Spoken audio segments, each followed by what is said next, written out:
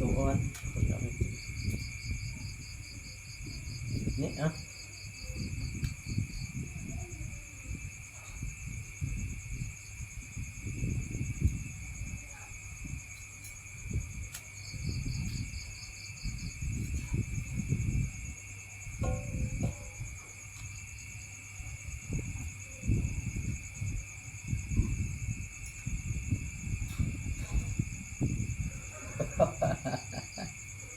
โอ้ยากอีก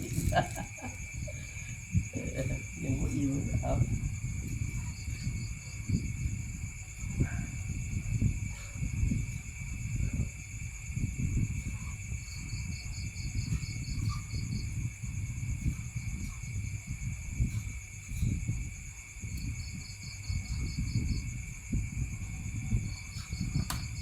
ตัว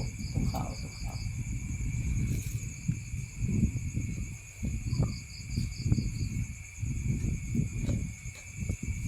จับใส่จอกให้หนึ่งนะถ้ามันกดจอกออกมาเป็นของแตกลุงสกินอะไรเป็นไง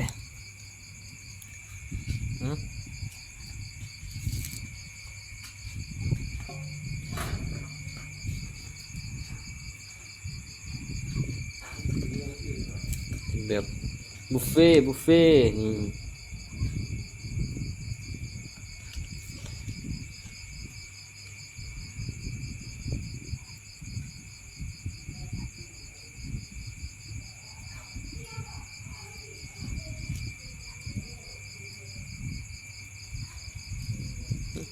ฟังลุง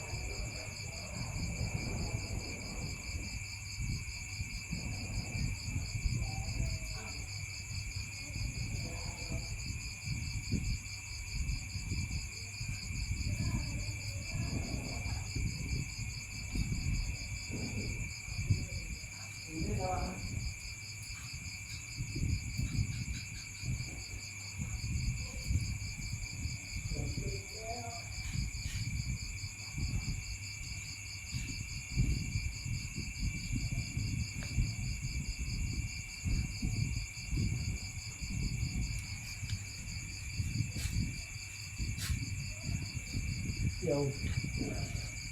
ต้มตัวนี้ต่อ